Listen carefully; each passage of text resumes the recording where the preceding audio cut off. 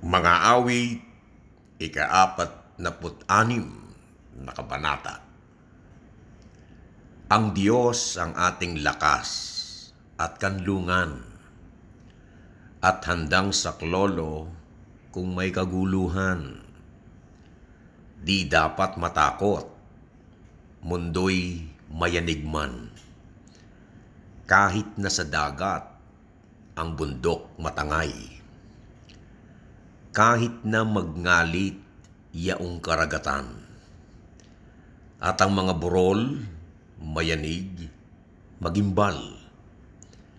May ilog ng galak sa bayan ng Diyos. Sa banal na templo'y ligaya ang dulot. Ang tahanang lungsod ay di masisira. Ito ang tahanan ng Diyos na dakila. Mula sa umaga ay kanyang alaga. Nangingilabot din bansa't kaharian. Sa tinig ng Diyos, lupa'y napaparam.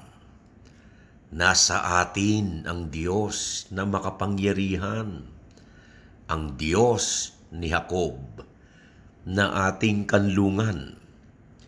Anuman ang kanyang ginawa sa lupa, sapat ng pagmasdan at ika'y hahanga.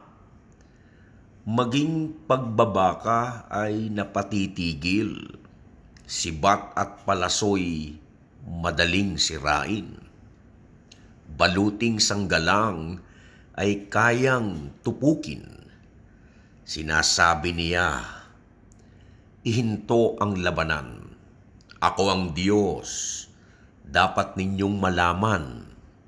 Kataas-taasan sa lahat ng bansa, sa buong sanlibutay, pinakadakila.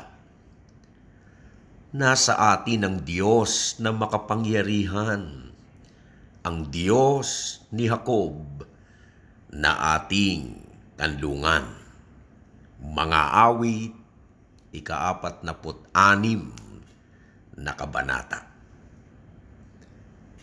Si Jesus ang Panginoon ng Dubai. Si Jesus ang Panginoon ng United Arab Emirates.